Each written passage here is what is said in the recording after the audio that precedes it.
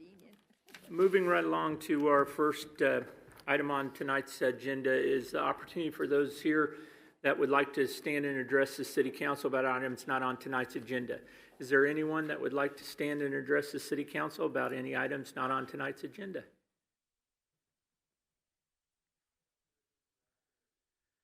Seeing none, we'll move on to the consent agenda. The consent agenda this evening includes the minutes of the January 24th, 2022 City Council meeting, claims for city operations, the Unified Government contract for the Senior Center funds, appointments to boards and commissions, and a massage therapy license renewal denial. Anything to be pulled by staff? Citizens? Questions from commissioners? Seeing none, I'd entertain a motion. Mr. Mayor, I make a motion to approve the consent agenda as presented. Second.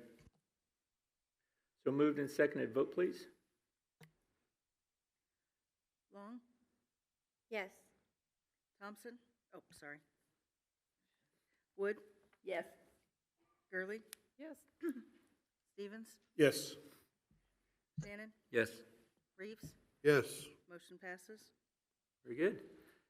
Seeing no old business, moving along to new business, the first of which is a bond ordinance authorizing issuance of Series 2022A General Obligation Bonds. Staff? Good evening, Mayor and Council. Tilly LaPlante, Finance Director. At the council meeting on January 24th, the council authorized the sale of general obligation bonds for ultrasonic water meters throughout the city. And on February 9th, we took bids on those bonds. Tonight, we have David Arterberry, our financial advisor with Stiefel, and he's going to explain the results of the bond sale. And then Tyler Ellsworth with Kudik Rock, our bond counsel, will talk about the two action items we have regarding the bonds.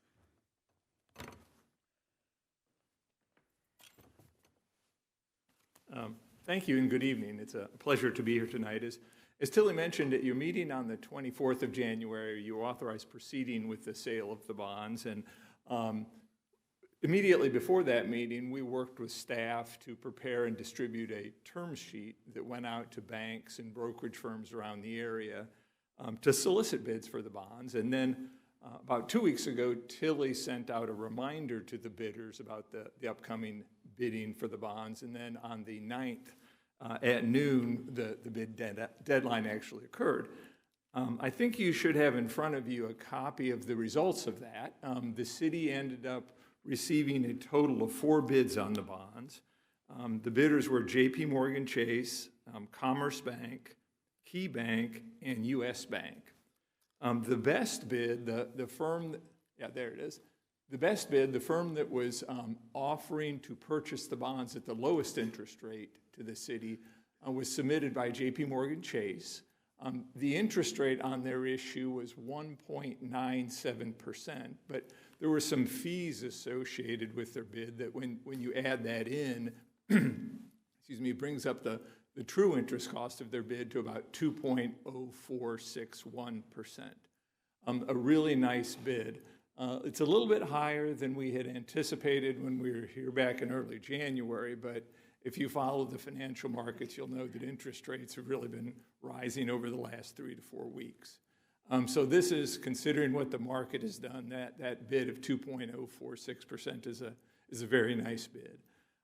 We notified J.P. Morgan and got their input in drafting and finalizing the documents. So tonight, the action items that you have in front of you that I will let Tyler explain in a little bit more detail just will basically lock in that interest rate and officially authorize the issuance of the bonds. But before you take that action, obviously answer any questions that you might have about the process or the markets or the bids.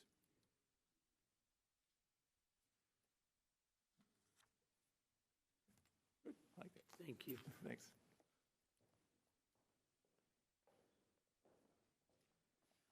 Good evening, Mayor and Council. Tyler Ellsworth with Kudik Rock, the city's bond counsel, and I'm joined this evening by my colleague Curtis Kane, who's been assisting with the proceedings for this financing. The two items that you're being asked to consider this evening, as Dave and Tilly both mentioned, the first is the bond ordinance, which authorizes the issuance of the bonds, and that will need to be considered and voted on first. And then once that's approved, then the second item to be considered is the bond resolution.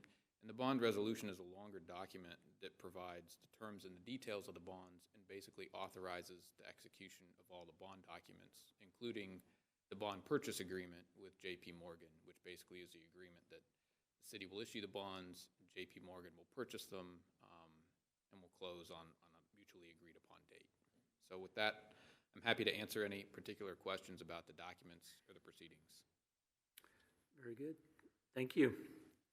At this time, that's all for right now, but we reserve the right to ask any questions. Thank you.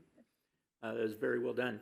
I would go ahead and entertain a motion concerning the approval of ordinance authorizing the issuance of Series 2022A general obligation bonds. Mr. Mayor, I make a motion to approve an ordinance authorizing the issuance of Series 2022-A general obligation bonds. Second. So moved by Mr. Shannon and seconded by Mr. Stevens. And we'll go ahead and start here with you, Mr. Shannon. Any questions or Nothing. concerns? Ma'am? None here. None here. Seeing none. Vote, please. Reeves, Yes. Stevens, Yes. Gurley, Yes. Wood, Yes. Long, Yes. Shannon. Yes. Motion passes. Very good, thank you. Moving on to the second item, there's no additional staff input unless questions arise. No other questions, concerns, comments? Seeing none, I'd entertain a motion. Mr. Mayor, I make a motion to approve a bond resolution prescribing the terms and details of Series 2022-A general obligation bonds. Second. So moved by Mr. Stevens and seconded by Mr. Reeves. Questions, concerns, comments? We'll start down here. None here. None here. Lots of questions so far. Did a great job with your presentations. Thank you very much. Vote, please.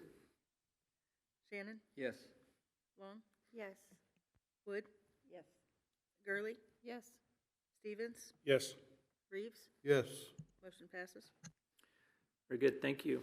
I appreciate the professional manner in which this has been brought up and moved through the process.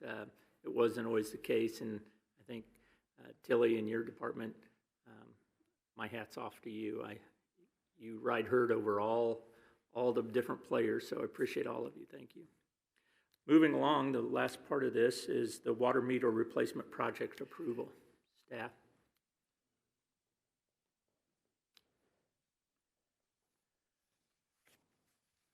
Good evening, Council. Frank Abart, Public Works Director. So this is an item resolution, essentially the final blessing authorizing us to proceed with the acquisition and installation of these ultrasonic meters and removal of the older style mechanical meters. We had a work session, you may recall, discussing this topic. You've just approved the financing related to it, and rather than talk about this for 5 or 10 minutes, I'll entertain any questions. Thank you very much, and I appreciate that. I know, like I just made mention, this has been a long process, but I appreciate that because it was educational to me as well, and not all of us are real well versed in the way we measure and distribute our water here in Bonner Springs, and it takes that education to be able to be well informed and do that for the citizens of Bonner Springs appropriately. Thank you very much. Any other staff? Seeing none. Anyone else have questions or concerns? Seeing none, I'd entertain a motion.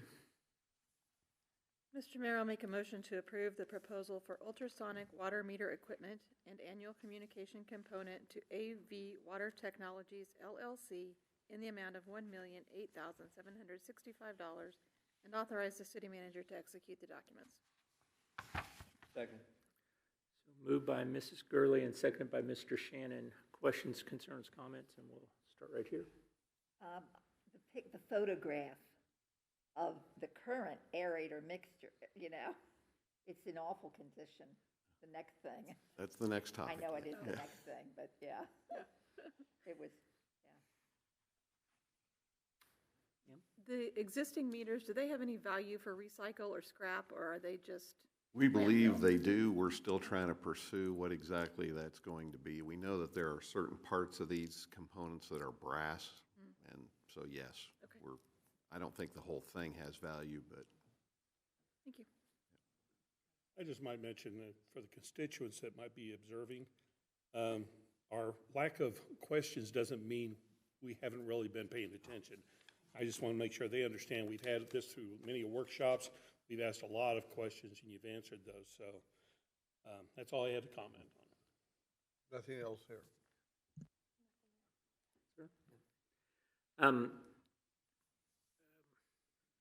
Yeah, this has been, like I said, a process, and I appreciate that. The length of time it will take to deploy all of these over, what was it, over a year? I hope to have them all installed before the end of the year, this year. That's great. Supply chain will have some impact Oh, on some of yes. this, we know already. And like everything. And I remember at the beginning of this process, we were leading the way with this technology. Are there other area water departments that are starting to see the value in this? I know that when they come up to talk to us, just as early as last week, they had two other places they were going. Leavenworth was one of them, and another entity. Very good. So, Thank you. yes, Not that it certainly seems to be the way of the future. No other questions, concerns, comments? Vote, please. Voting on a motion to approve the proposal for ultrasonic water meter equipment and annual communication component to AV Water Technologies LLC in the amount of $1,008,765 and authorize the city manager to execute the documents. Gurley? Yes. Long? Yes. Stevens? Yes. Shannon? Yes. Wood? Yes. Reeves? Yes. Motion passes. Very good. On to the next item. Thank you very much. On to the next item, which I believe is also yours, the sole source request for a plant aerator mixer unit replacement. Frank Abart, Public Works Director. I know that this is somewhat of a unique request, but I'm making it because I believe it's in the financial best interest of the city to pursue a sole source replacement. What we have at our wastewater treatment plant, as you know, is a large industrial type facility. We have an aerator that needs to be replaced. It's 1992 vintage, and under those conditions, it's kind of ready to go. So you brought up this stunning photograph. Those both look pretty sad. Both of those look pretty sad. You're not talking about him. Yes. Anyway, it's in pretty bad shape. One of the other things that I wanted to demonstrate with that photo was not necessarily me in it, but I wanted to give you some perspective of just how large this thing is. It's very large, very heavy, and in fact, you're only seeing the upper piece of this. You should have in your packet one of these. That shows what's below that. And so it's the other part of this, which is even larger and heavier yet. It's the mixer component. So that gives you some kind of an idea of what it is. And in order to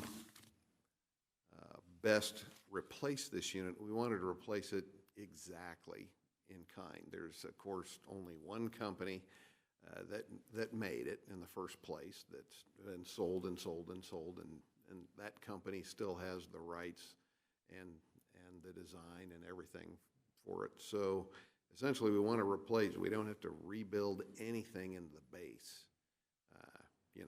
Same bolt holes are used, the same components, the same connections, and essentially, we hope it to be as close to simple as possible, being a remove and plug in the new. Remove the old, plug in the new. That's the objective. So if we had followed the standard procedure, we would have spent, I'm going to say, at least $20,000 developing plans, detailed specifications, and things of that nature so that it could be publicly bid, so that there would be only one company who could bid on it anyway, as far as we can tell. So many companies make this type of equipment, but it would require renovations and things like that to make it fit, which of course would be an expense to bear as well. So if I could answer any questions related to this, it is complex, it's unusual, but I think it's in the best interest of the city. Very good.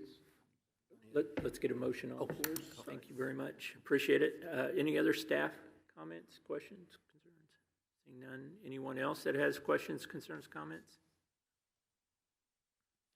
Seeing none, I'd entertain a motion. Mr. Mayor, I make a motion to approve the request for sole source procurement with Ovid, I believe that's how you say it, USA LLC, for the purchase of a replacement industrial grade aerator mixing unit in the amount of $177,350 and authorize the city manager to execute the documents. I'll second. So moved by Mr. Shannon and seconded by Mrs. Gurley, and we'll start right here with you, Mr. Shannon. Frank, is the aerator, not being real familiar with it, but is that something, I mean, a 20-year? 30. Yeah, the one that's there is 30 years. It's been there for 30 years. But There's that new math. it's a harsh environment too for this sort of equipment. So it's done well. Yeah, it is. Is that something that runs continuously, or is it? No, it will run on occasion when we need it to move material and stir material. And that is part of the problem, in fact, is that it's either all the way on or it's all the way off. And so the only thing that's going to alter with a new piece of equipment is that it will have a variable frequency drive so that we can operate it at lower speeds, which actually help us meet our permit requirements these days. Other than have somebody wham this is a big motor. When you hit the power on this, you know, Evergy loves you. It's sucking electricity. Anything else? No. Very good. Ma'am? Frank, is the other unit in the same condition? Pretty much, yeah. So are we going to need to replace it pretty quickly also? Well, we're going to delay that for maybe next year or the year after. We'd like to see how this works out first. Accepting that using a like kind is good for the install costs and things like that. Is the technology still good? The technology will be actually better than what is in there now. I was just talking about the motor is going to be far more efficient and should cost us less to operate, and it should operate more efficiently. So and the one we're removing, can it be cannibalized for parts, or is it scrap, or? Oh, I think something that size is usually good at the scrap yard for a few bucks. Yeah, it's big, it's heavy. Thank you.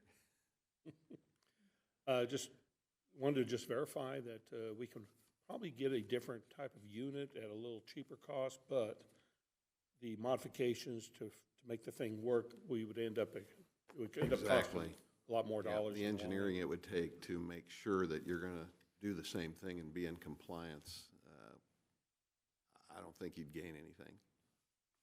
So, thank you. Thanks for saving us the big bucks, though. Not there yet. Thank you, and that's the same thing the city engineer's report said. This should be the best way to try to go. Very good. I should also note that we did have this as a budgeted item this year, and there will be an additional cost for removing and installing. That will be a separate vendor. We anticipate that to be in the neighborhood of $30,000 at this point. But there again, if you approve it, then we have to order it, and they have to tell us when it will be here. Right now, they're estimating 10 months. So nobody really wants us to nobody wants to give us a solid bid until it's here. And you can understand that. Well, and this is another part of our commitment to be responsible for our own, both clean water and water that we have to treat. So this is utility obligations that we've chose to be, responsible for, and the citizens of Bonner Springs will see the economy of this over many years as opposed to in the short term. But this has, if it has a lifespan of 30 years or even close to it, we're making a really good investment. Thank you very much. Any other questions, concerns, comments? Seeing none, vote please.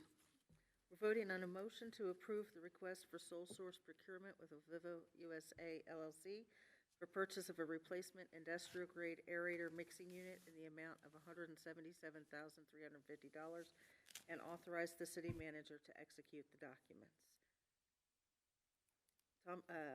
Long? Yes. Shannon? Yes. Wood? Yes. Reeves? Yes. Stevens? Yes. Gurley? Yes. Motion passes. Very good. Thank you. On to item number 6, which is the request for approval of a zoning change from an A1 agricultural district to C2 general business district to the zoning category of I1 light industrial for 1401 South 130th Street. Staff. Microphone. There we go. Evening. Mark Lee, City Planner. Hope everyone's doing good this evening. I am not. I'm here, though. Got before you, really, 5 and 6 kind of go hand in hand. It's a comprehensive plan change request along with a rezoning for the same piece of property. Mr. Block and his team are here as well as you, if you guys have any questions of them. But what we are looking at today is to amend the future land use map of the comprehensive plan to allow for industrial uses in certain area. The certain area is 1401 South 130th Street, which is just east of where Nettleton ends on the east side of K7. There's a large,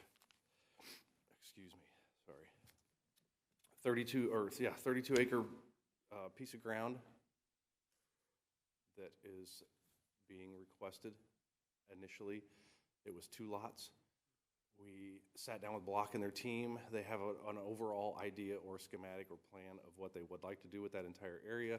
As we sat down and went through some discussions with them, the alignment of Nettleton and the extension of it became somewhat, I don't want to say of an issue, but became somewhat of a talking point between us all. So as we approached the Planning Commission meeting and the public hearing, myself, along with the block team, decided to pull out the second lot, which would have been 1209, I believe. So this evening, we're dealing with the one parcel and the one lot for industrial uses. Thank you. Yeah, I introduced the zoning change, but this is actually, the first part is the request to amend the comprehensive plan's future land use map for that property. Yes, sir. To make this more available. Anything else to be added by staff? The applicant, anything else?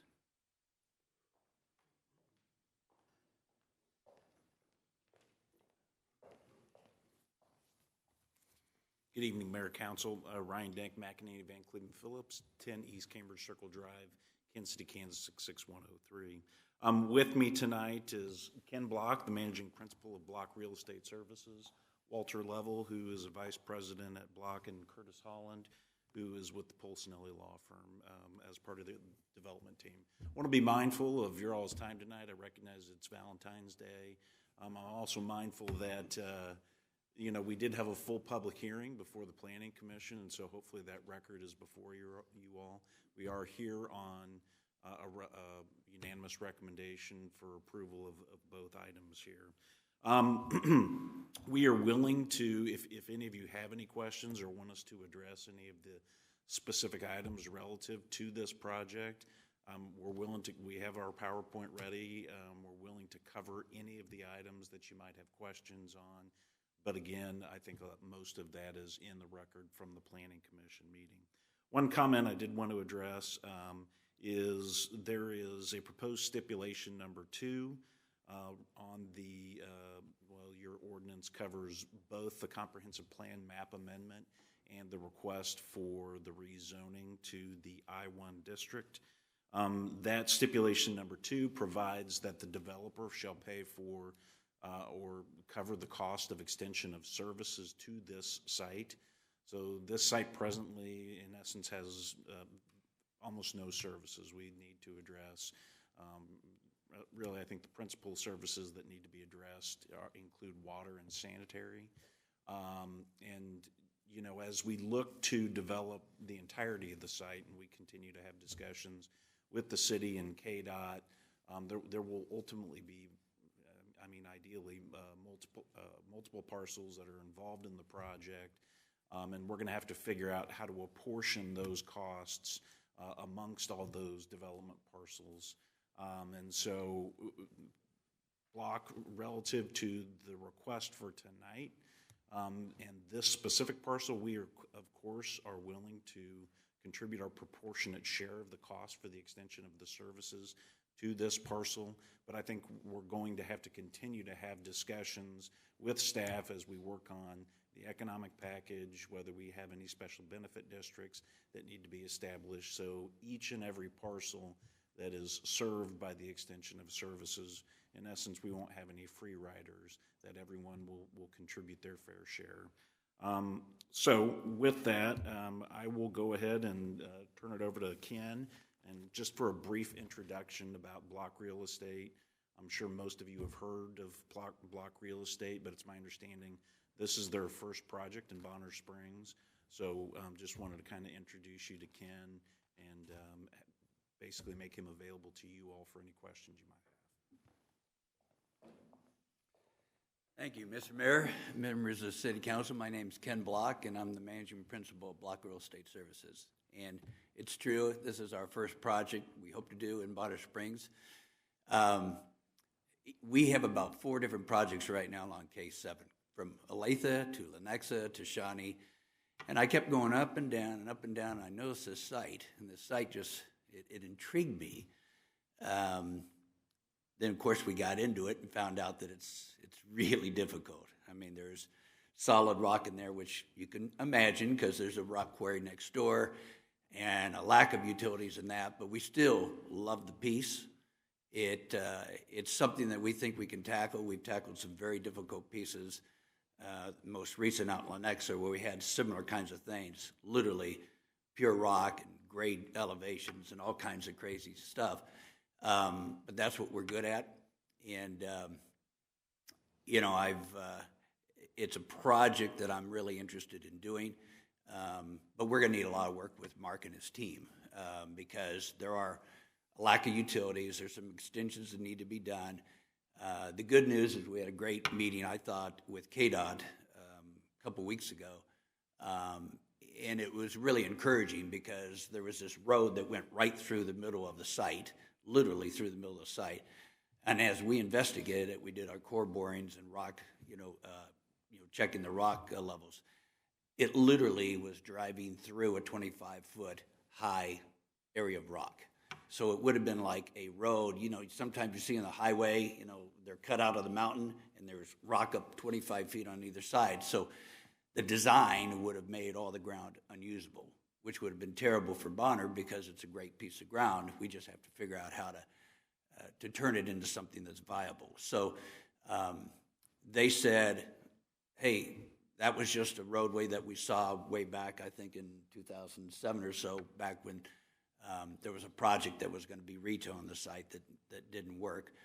And they said they're wide open to how we lay it out. So part of what we're doing and working with the staff is to look at the rock borings, see where it can go, try and have it in a place where it not only is easiest to put in, but also allows us the most ground to develop because it's a very nicely placed tract of ground. But it takes a proper design, both from the roadway to be able to access everything at the certain heights, and also just to make sure that it's got the right turns and, the collector status and all those different things. So really, There's a lot I can tell you about block. My dad started it in 1945, and I've been in real estate now myself for 47 years, so I'm getting up there myself. But we're the largest real estate company in Kansas City. We're like 6th in the region. We have about 45 million square feet, and we do several $100 million a year in development. Industrial, office, multifamily, retail where it's, appropriate, assisted living, and so on. So we do a lot, and I see several uses that we might be able to do at the site, but it's really about how it lays out and how we can get the utilities and all that. So I'm happy to answer any questions. A lot of that is in a lot more detail in the meeting minutes from Planning Commission, but I'm here and can answer any question you might have. Thank you very much. Anyone else? Seeing none, I'd entertain a motion. Mr. Mayor, I make a motion to adopt an ordinance amending the future land use map as currently shown within the comprehensive plan. Second. So moved by Mr. Stevens and seconded by Mr. Reeves. Questions, concerns, comments, and we'll start down here with Mr. Reeves. If this all works, great. If it doesn't, does the zoning go back to where it was? No. No? No. Okay, no, sir. Once the zoning is changed, the zoning sticks with the land. Right. As well as the future land use would be changed. And that's only for this one property. Yeah, I've got several quick concerns, comments. I know we're only dealing with 1401 tonight, but I think looking at the overall intention of what you'd like to develop up there, I think we need to kind of discuss at least I can want to mention at least the 1209 and the other parcels as well. I know there are challenges up there. I'm not going to say there aren't. And you are kind of limited because of the rock quarry and what type of development can be done on that eastern portions of those properties. And I understand Nettleton, as initially designed, is not necessarily the land is not very complementary to that. But looking at what you had supplied in your diagrams, your presentation, hopefully you can work with staff, because I understand the intent was in the future land use maps for that to be more of an arterial street. And from what I can see, it looks more like a frontage road. And I'd rather not have a frontage road running through there. I'd rather have more of an arterial street. As well as we see, I think the property you're looking at, it makes sense for what you're wanting to do there. But on the northern portion of Nettleton, towards the K7, the western side, it'd be nice to see not logistics buildings there, but more of potentially the multifamily units be placed in that area and somehow work within the Nettleton, and then on the east side of Nettleton to do the more of the logistics centers there. Well, Mr. Stevens, that's literally exactly what we have planned. In fact, adjacent to the Walmart that sits there on Kansas, that site right there, I don't know if you actually walked the site like I have, but it's a really cool site. There's a pond back there and that. So we actually laid out on that site a multifamily project. I really want to build one here. We do it all over the city. We build more multifamily right now than any other firm in town. So I really like that site for that. The reason the roadway was originally an arterial is because they had this major shopping center that was planned there.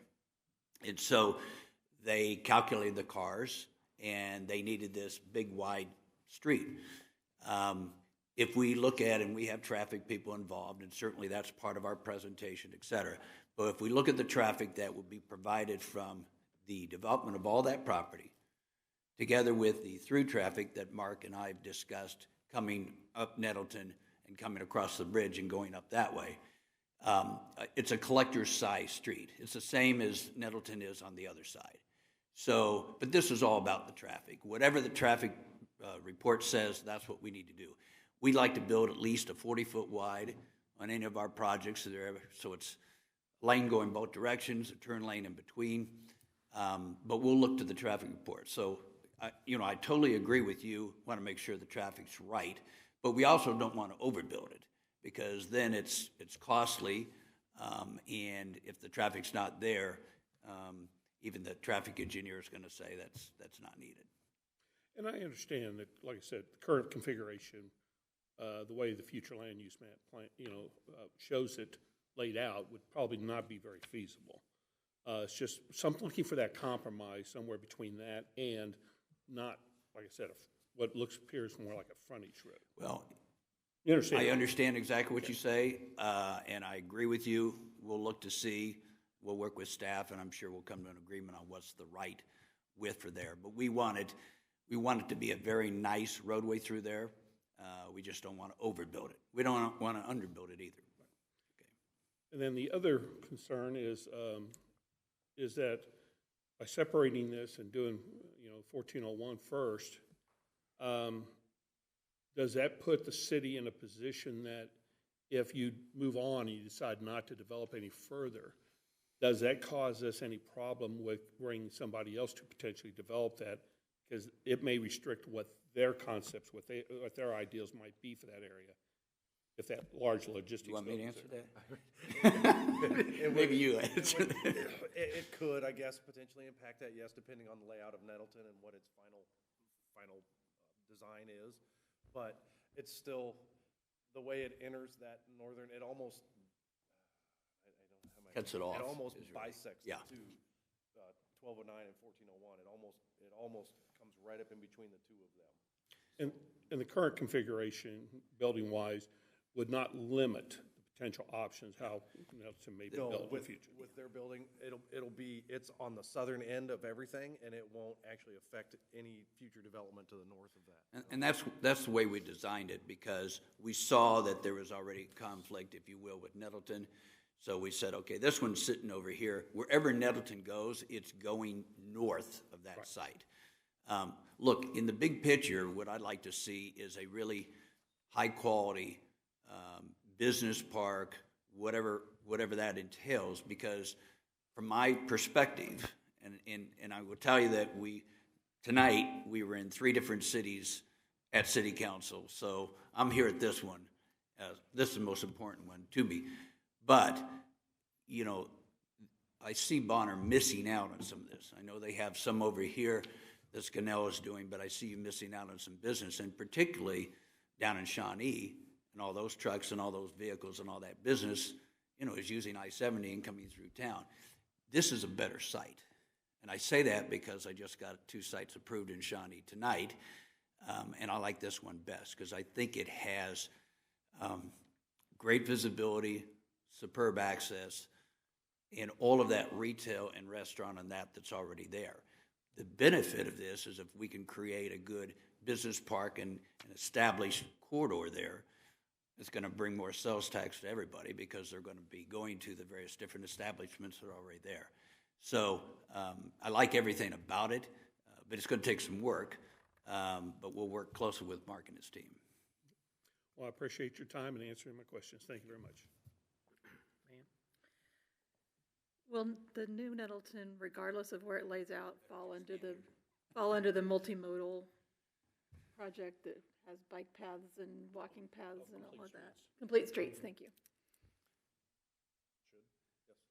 Okay, so it will follow that same outline, basically. By the way, you have that park there, and what we do if you go out and you go to Lenexa or some of these other cities where we do our projects, every one of them, we create walking trails and water features and those things. We use our detention ponds or our areas like that, and we create a people place.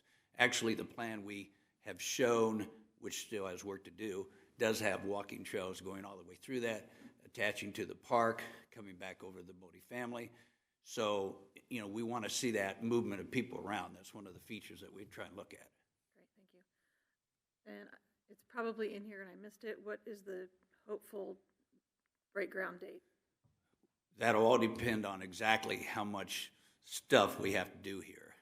We have to figure out, the Nettleton doesn't have to be done for the first building, but right now we've got issues with the storm water, issues with sewer, electrical, and water extensions. So we're in the midst of that, pricing it all out, trying to determine what is and isn't accessible quickly.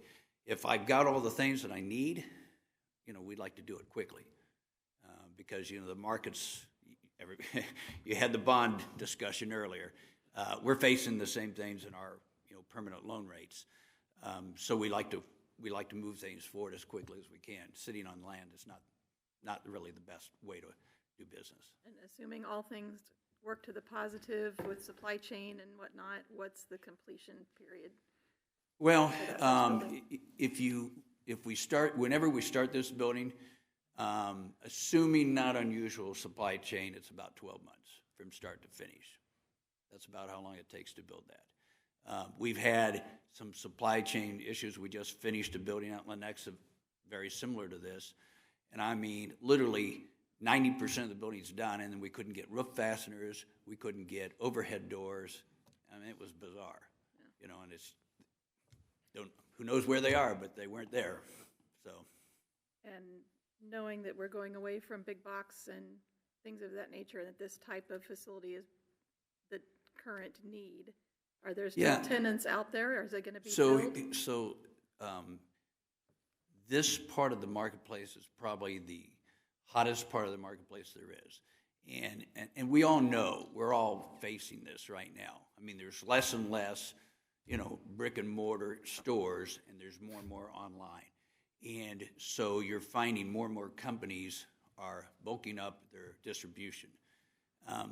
But sites like this offer the capacity. That's why if you saw in one of our first plans, we had some big buildings and we had some smaller buildings, because you have both service-oriented companies that follow the logistics guys. And so, on all of our projects, we have the combination of each. So we end up with some users, they're a couple 100,000 feet. We have other users that are 10 or 15 or 20,000. And we have the same, if you go down to Shawnee, it's the same thing down there in Westlink. You'll see some of them are bigger, some of them are smaller. So they all go together. From my standpoint, I like to do both because they work well off of each other. Thank you. And this might be for Frank. Is he still here? He left. Will this size of buildings that are proposed and the stormwater and the infrastructure, can we handle that with our existing systems?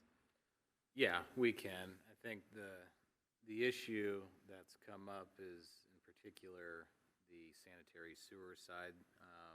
There are really no services over there of any great capacity. We do have plans of how we can service that area. As they've alluded to, it's not one that doesn't come without a pretty substantial cost. So that's still what needs to get, I think, ironed out is that. And ultimately, the way we work through things is, we go through this process. We go through development agreements. We go through public improvement plans. KDHE will need to get involved because they'll need to review all those plans. So these are time frames that are going to be, it's going to take a little bit to work through all those things and ultimately come to something that is fair for all parties concerned, whatever that may be. And related to that, then, the development of Nettleton, who does that fall to? Who pays for that? It's a city street. Do we absorb that? So here's the deal. Number one, it's not KDOT because it's not KDOT property. Right. Number two, it's a city street.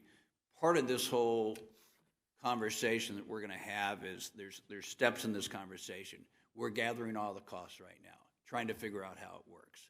And then we'll look to, either a prorated situation or we'll look at an overall package that has perhaps incentives from the city, like you've done over with Scanell and things like that. There's until I get all the numbers, it's hard for me to say.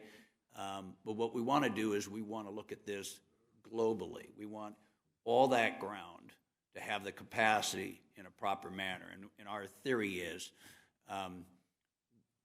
we can get a lot better price. You guys were just discussing this, But we can get a better price, we can get the work done in a fashion that we know how we're gonna do it, so we can connect on and do it in a manner. So that process is gonna be figured out here. So I can't give you the answer tonight, but we'll be back to you relative to that.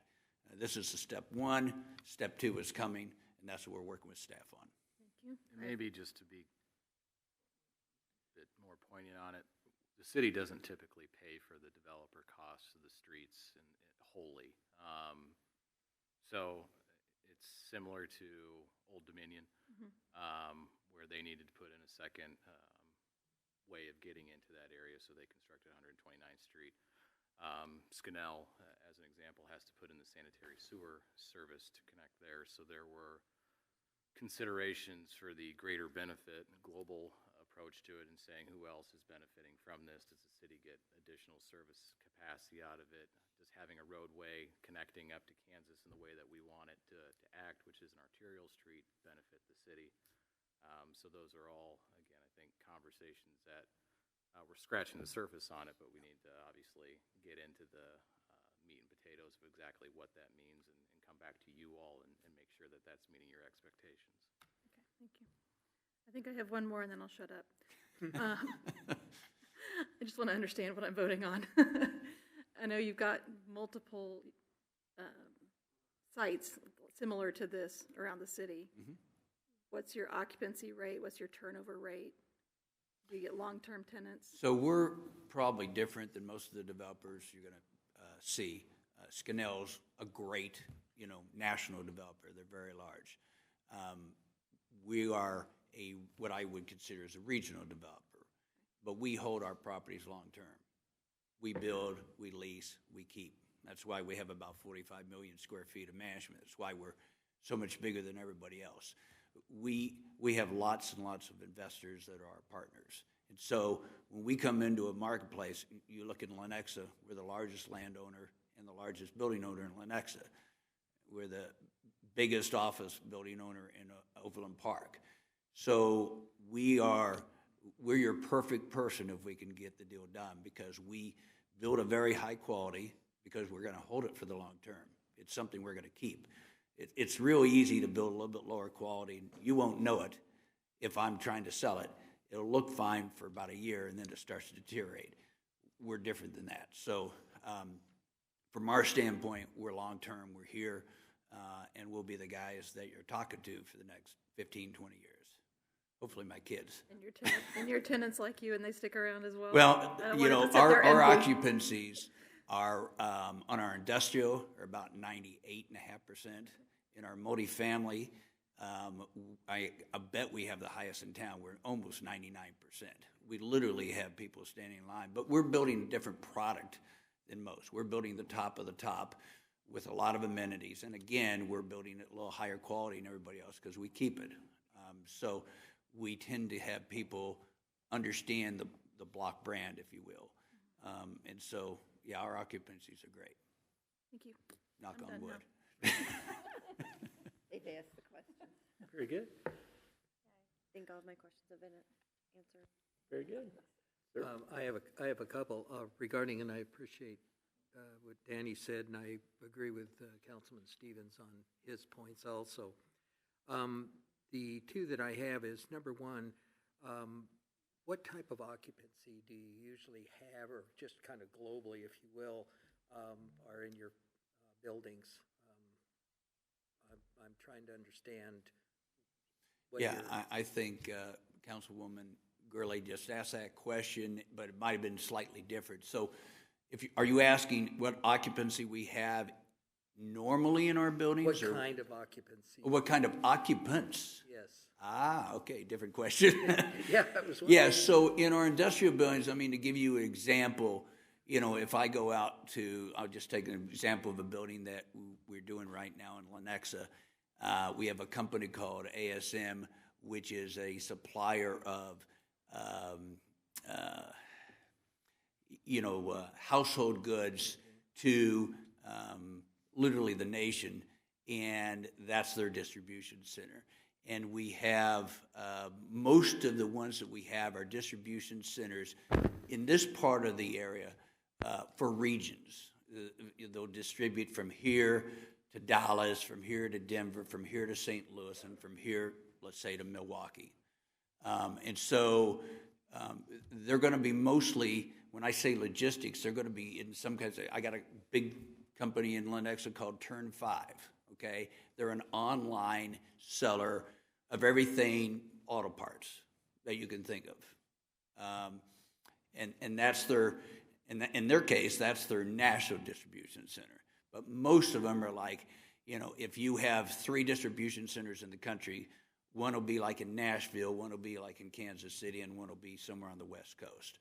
So Kansas City is really growing quite rapidly right now, primarily also because we've now got the intermodals, and that is bringing a lot more businesses here via rail, and we're in the middle of the country from the standpoint of trucks and that. So, you saw Amazon down there. That's not the normal, okay? That's the unusual.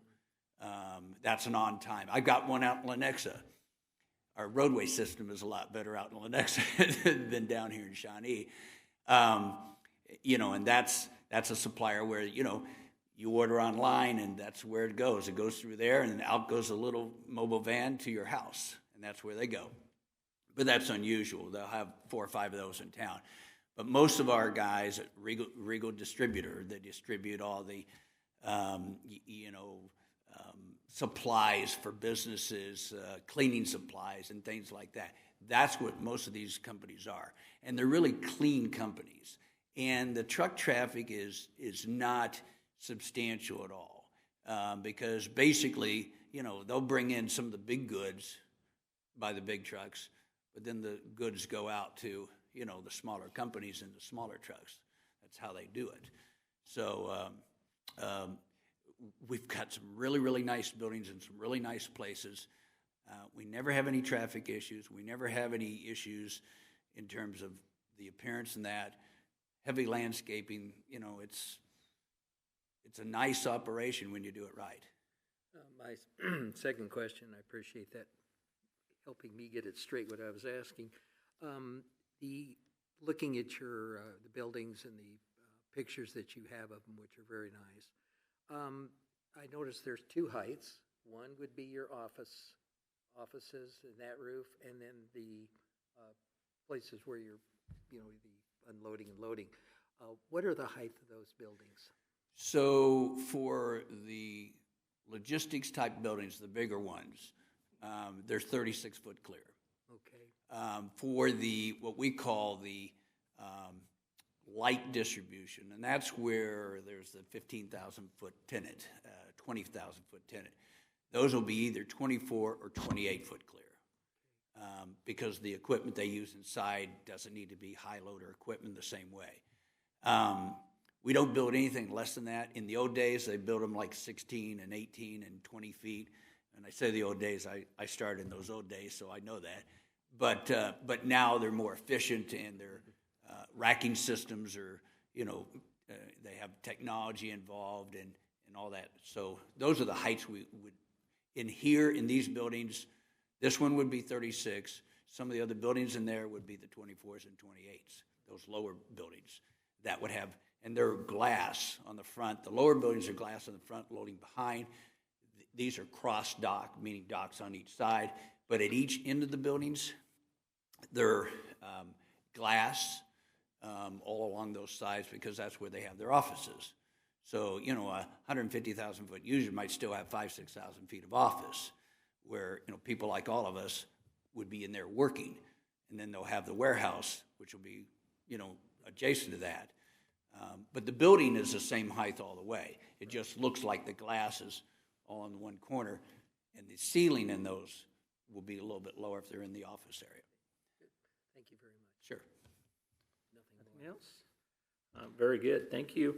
I appreciate all that you've had to say. I don't know that I have any more questions, but I have a few things. I appreciate Mr. Dink reaching out to me today. I wasn't able to take your call or get back to you, but just basically asking if there were any questions, so I appreciate that. The few comments I had is I appreciate the graphic of the preliminary picture of where you were going to put these, and I noticed that personally, and that's just my own personal opinion, I was really glad to not see any roundabouts. Not that that makes any difference to anyone. But the curve, Nettleton being a sweeping curve as it was originally designed, if that curve was reversed, you'd still have plenty of room on the area between K7 and Nettleton to develop what I think would be a great way to buffer the park with multifamily. And that's, again, my personal opinion. But I see the multifamily there is due east of the park. And I'd certainly think it would be, if Nettleton was a sweeping curve opposite of what it is now, you'd have plenty of room to utilize multifamily there in between K7 Highway and the Nettleton and the park and Nettleton. So that's just my own personal opinion. I don't know how much multifamily you think about sprinkling across there. Well, let me address that because Mark also suggested that. And one of the things I look at in the multifamily, so first of all, let me say this. You know, when we come into, like the first one we did in the Lenexa, let me just give you the facts of that. You know, we went into an area that was Business Park, Pine Ridge Business Park right there at 81st and Quivira. It was all industrial buildings and this and that. And we had office along the front. We couldn't get any more office users. They wanted to go out south. And I turned to the city. I said, you know, we can sit here for the next 20 years or let me look at this differently. And I did an analysis, and there hadn't been any new multifamily in a radius of 3 miles, literally in every direction. It was bizarre. So we ran the numbers, and I said, here's what I want to build. I want to build something really, really nice. And here's the problem. There's a gap. The rent is going to need to be $1.33. Your rent is, the highest rent is $1.06. We've got a gap. Here's how I can get there. You know, so they gave me tax abatement for 5 years, and then it rolled off half in the 6th, and it was after that. What it did, it allowed me to build the product that I wanted to build to upgrade everything in that area, and then we grew into it, and it's working exactly as we said. And not only that, we built another one. So, but what we have when we do this is we look for amenities. I try and find the right piece with the right amenities. So the park is great, but this sits down here with maybe some noise from K7 and this and that. And, you know, sometimes that's good to have that visibility, and sometimes it's not. You know, I looked at Kansas, and I looked at that whole area, and it just, you know, I don't necessarily like being behind a Walmart, but I'm really not. I'm to the side of it. But when I walked that site and I saw the pond back there, I said, holy cow, you know, I can turn this into something really cool. I can put a fountain in there. I'd give my walking and running trail through there. It's all trees. I can put my buildings around it. And so, you know, I like that site better right now. Doesn't mean that, you know, I might change my mind. Doesn't mean that it, you know, I look at it differently. But I also like the business buildings down there in front because, you know, there's nothing better than when a company can put his name on the building in a very classy way, and you got that traffic there on K7. I mean, you need to understand, from my view, I look at K7 as a business opportunity, and that's what the people who might be able to have a nice-looking building with their space and a sign right there, they're going to see that as an opportunity. And so what I don't want to do is I don't want to get rid of the best frontage for that, which I think will attract some really good businesses into your town. So we're not set, because that's why we're not here discussing the whole thing. And that was a first shot at it. And I will say this, as it relates to the roadway, we're looking at changes in that road and maybe coming up through that. There were 2 smaller buildings. I was thinking about making one a little bigger, curving it a little bit more. So we are thinking about the same things. I just have to, number 1, make sure we got the right size road. Number 2, make sure we miss as much rock as possible. And then we're going to feather that in to where I think it does the right thing for access, the right thing for being able to have that visibility and that. So there's a little work to be done. We're not all going to agree right off the bat this is the right way to do it, but we're still looking at it. And I appreciate that. And I'm glad you're looking at all the options, because I think really the most successful way to approach this is to be open-minded. And what you've seen as desirable coming to Bonner Springs is a commodity that we are trying to do the very best with, and that's Bonner Springs in its entirety. And so we're very, very aware of that. Well, I appreciate that, and that's why when I saw the roadway going right through the middle of the site with a rock ledge on either side, I looked and I said, Bonner's not going to have any ground to develop. This doesn't work. But we were the only ones that did the actual research. There had never been any rock borings or any of that study. It was just a layout, and nobody looked at it, and we did. And so, yes, there's more work to be done, but we're really intrigued with this. And what we want to do is try and figure out how to have the best overall plan so we come in. You guys are going to be excited because that's really what our job is, to come up with something that you love, because if you love it, it's going to be a lot easier for us. Very good. Thank you. Yes, ma'am? What? I If you're thought you were looking done to- with your questions. I just thought of something because it's a personal request. If you're looking to fill a gap, we desperately need patio homes for the 55 and older crowd. That's another business, too. That's another business, too.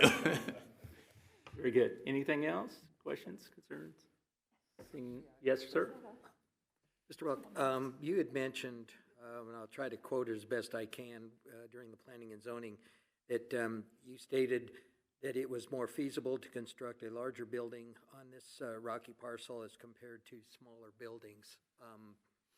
So that sound pretty close to what you said. Yeah, that's really exactly what I said, because so what happens is, so for a moment, think about the ground out there, okay? And let's say the rock is at, I'm going to take the number, 957 elevation. And let's say there's a lot of rock at that elevation.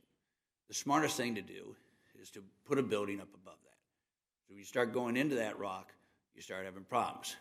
Now that happens to work perfectly because of the elevation of Nettleton. It's unusual, but there's a big flat plateau up there. Now what happens when you start saying, okay, I'm going to put 3 100,000 square foot buildings up there? So what happens is now you've got to have these elevations at different levels to try and make sure that you can reach either one. You're bringing dirt in 3 different ways. Whereas if I do one building, I can take this side, I can scrape it over here. I got one pad. If I have 3 buildings, I'm now doing 3 different parts of these jobs. And what happens is the cost just goes double. And so, now if it wasn't rock, then it wouldn't make a big difference because you're moving dirt one way or another. But when it's rock, you want to stay out of that rock. The rock destroys deals. And the big issue over there is there's a lot of rock. So what we have to do is we have to look not only at this layout that we want to have, whatever it may be, but also how does that work to stay out of the rock. And so, first thing we got to figure out where the road goes first. That's the most important thing, because that's going to tell us where we develop. Because remember, I got to get access into each one of these buildings. Mm-hmm. So if the road's down here and it's too low or it's too high, I'm not going to be able to get into them. If I can't get into them, the plan doesn't work. So when you bring rock into it, it becomes a very complicated deal.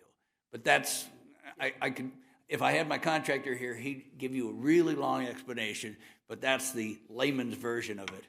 Yeah, I was just looking at this particular design there, and I noticed that there was a couple of buildings, and I'm not trying to, tell you what to do or anything like that, but when you said larger buildings, and I'm thinking, well, you take those 2 down below, move that one larger building, slide that other one around, and you've got a... So what happens is down below, we're out of most of the rock. And down below is where I want the higher finished buildings. I want the ones with the most glass that really, great look. And you've seen some of those in there. Some of them have a lot more glass, some are different. That plan may end up changing a little bit. We might have to move a couple of the buildings one way or another already because we're starting to see some place where the rock is. So that's why we stopped. That's why Mark made a good suggestion. We agreed. We know exactly what it's going to do. We know exactly how it's treated. And the others, once we start moving the road and we agree on the size of the road and where the road goes, then we'll have to look at all of those again, because they're going to move, because they're going to be accessed differently. Thank you. Okay. I'm going to stand here until I don't know if I can sit down and Very get up good. again. Any other questions, concerns, comments? Nothing. Seeing none, vote please. Voting on a motion to adopt an ordinance amending the future land use map as currently shown within the comprehensive plan. Shannon? Yes. Long? Yes. Wood? Yes. Gurley? Yes. Stevens? Yes. Reeves? Yes. Motion passes. Very good. On to the next item, which is the request for approval of a zoning change from A1 Agricultural District and C2 General Business District to the zoning category of I1 Light Industrial for 1401 South 130th, and I would believe that's just pretty much the same staff commentary we had before. Anything else to add, gentlemen? Nope. Anyone else have any questions, concerns? Seeing none, I'd entertain a motion. Mr. Mayor, I make a motion to adopt an ordinance approving the request for rezoning. Second. So moved by Mr. Shannon and seconded by Mr. Stevens. Any other questions, concerns, comments? Seeing none, vote please. Reeves? Yes. Stevens? Yes. Gurley? Yes. Wood? Yes. Long? Yes. Shannon? Yes. Motion passes. Very good. Congratulations. Welcome to Bonner Springs. We're looking forward to it. Very good. Thank you. Moving along to the next item, which is number 7, I believe. A zoning ordinance amendment for accessory building size restrictions. Staff? Evening. Mark Lee, City Planner. Me again.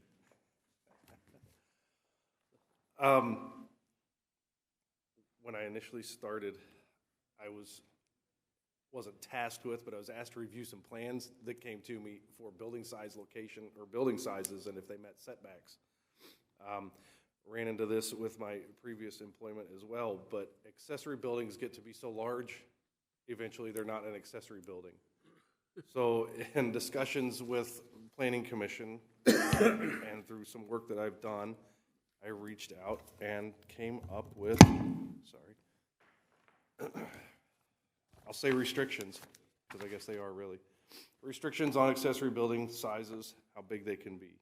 Not necessarily where they're located, but more revolving around the size. Done a 5,000 square foot accessory building out in the Loring area, which is a rather big accessory building unless your house is 10,000 square feet. And then I did a couple others that were 1,400 and 1,500 here in town, in the heart of town. So these regulations will limit the size and numbers, really, throughout various zoning categories in the city. So it's dependent on the size of the property.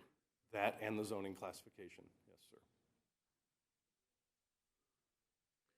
You will have different size requirements for the agriculturally zoned districts as you do as a residential in town. There's differences in sizes, maximum sizes. And those are?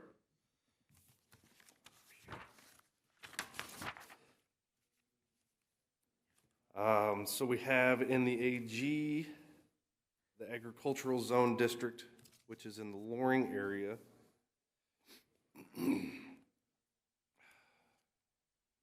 There is no size limit other than no one single structure shall be larger than the primary structure. You can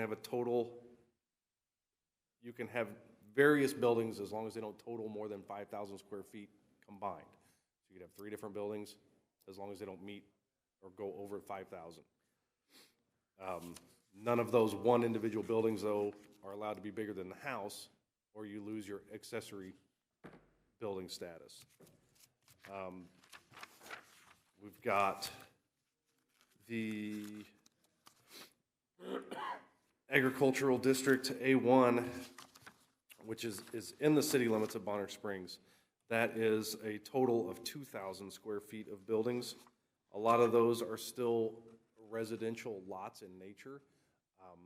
The zoning was just, it didn't reflect it as being, I don't want to say a neighborhood, but. Large lot residential. Yeah, yes, sir.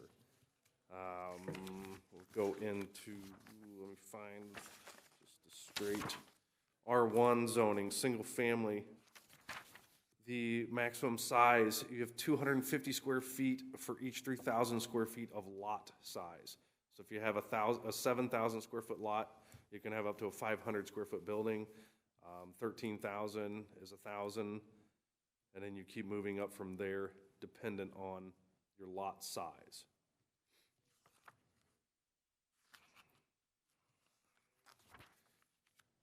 R1A in the heart of town follows the same guidelines as the R1, 250 square feet for each 3,000 square feet of lot space. And then they all start to follow that. All of your residential zoning categories follow the same principle of 250 square feet for 3,000 square feet of lot space. Very good. Thank you. Any other staff input, questions, concerns? None. Anyone else have any questions, concerns?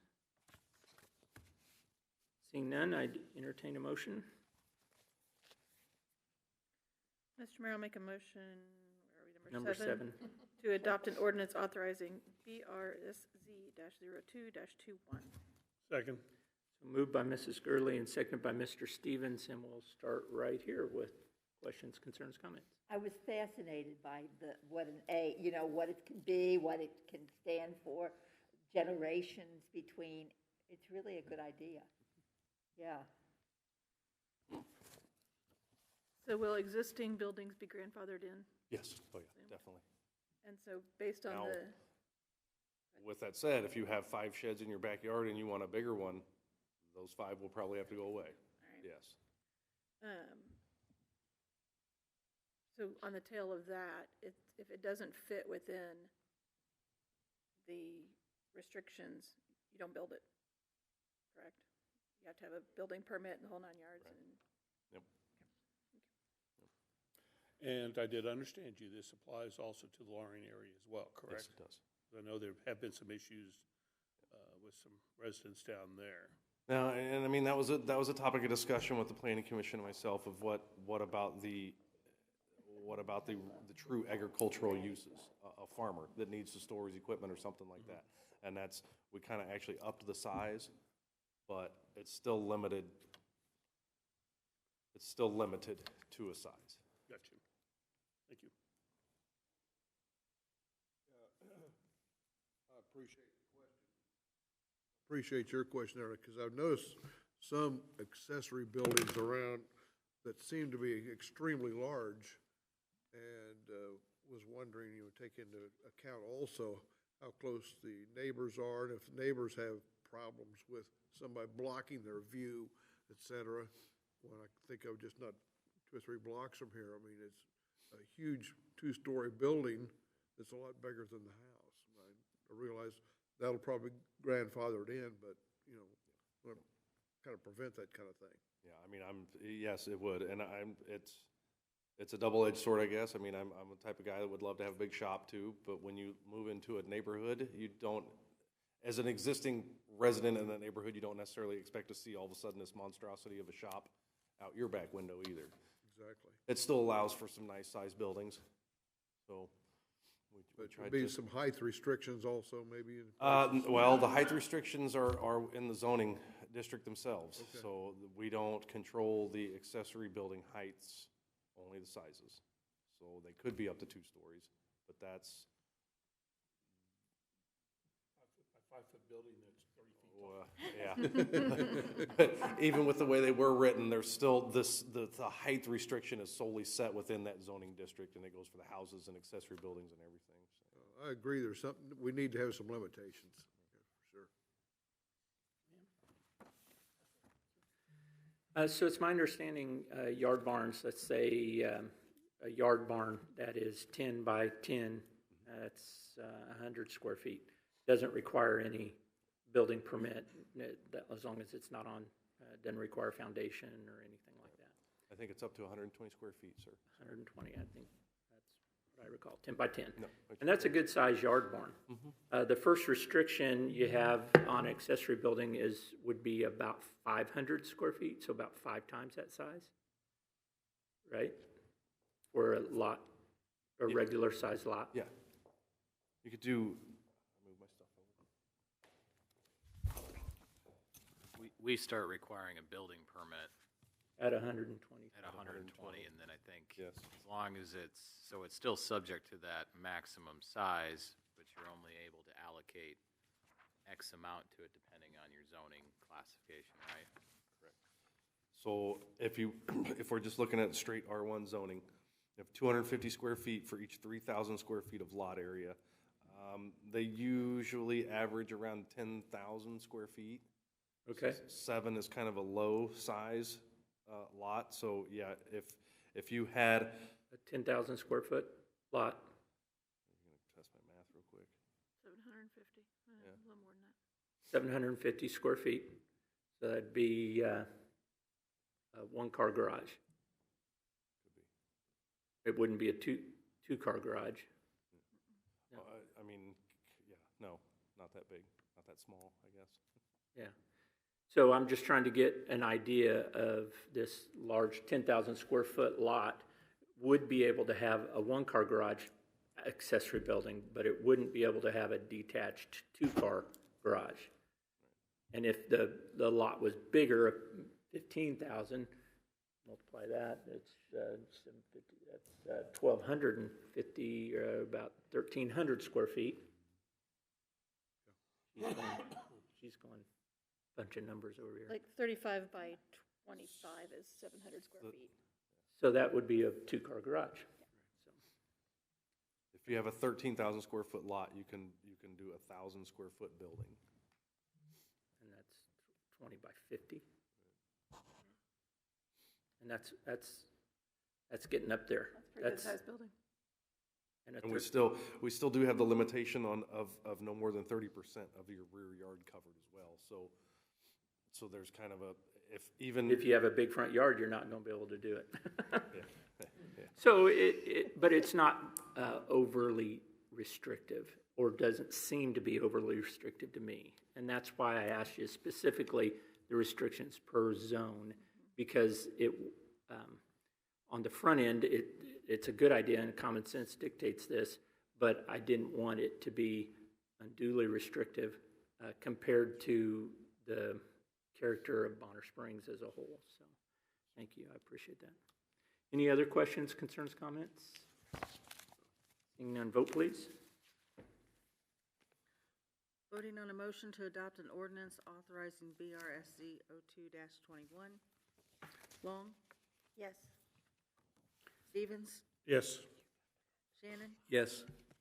Reeves? Yes. Wood? Yes. Gurley? Yes. Motion passes. Very good. On to the next item, which is number 8, BSZO 0221, zoning ordinance amendment, accessory dwelling units. Mr. Lee? So this is another amendment to the zoning ordinances. We also began to speak of short-term rentals and how we could integrate those into these, but accessory dwelling units came up first, we'll say. Not necessarily, but they kind of go almost hand in hand. Accessory dwelling units, they're not necessarily a new thing. Granted, they would be for Bonner Springs. To my knowledge, there isn't any, or there shouldn't be any, we'll put it that way. Accessory dwelling units. Mother-in-law house. Yep. There may be. You could have some mother-in-law quarters, maybe in a basement or something like that, but these can be your two-car detached garage with living above. They can be an addition to your home. They can be a room in your home. They can be your basement. They can be in many places. We did go through and I went through this ABCs of ADUs put out by AARP as well as a few other. You want a spoon for that alphabet It soup? was good reading. There was a lot of good information in there. But I also looked into it was Johnson County. My staff report had all of my attachments on there. Lawrence had some regulations regardless. I looked around at some of the surrounding cities to see what their regulations were, see how we could integrate some of those into ours, and that is what you have in front of you this evening. We require exits. I mean, I guess to put a blanket statement out there, they still have to meet the building code. We'll put it that way. They have to egress windows or staircases out. We put some regulations in there in regards to ADUs above garages and how they must have their own separate exit, not through the garage. Technically, in your house, your garage is not classified as an exit because that's typically where a fire might start or is going to start. So you have your windows and your back door and things like that. So with ones above the garage, they have to have their own separate staircase outside, directly outside. So there's chances in there for remodels of existing structures or new ones to come into place. But that's kind of accessory dwelling units. Very good.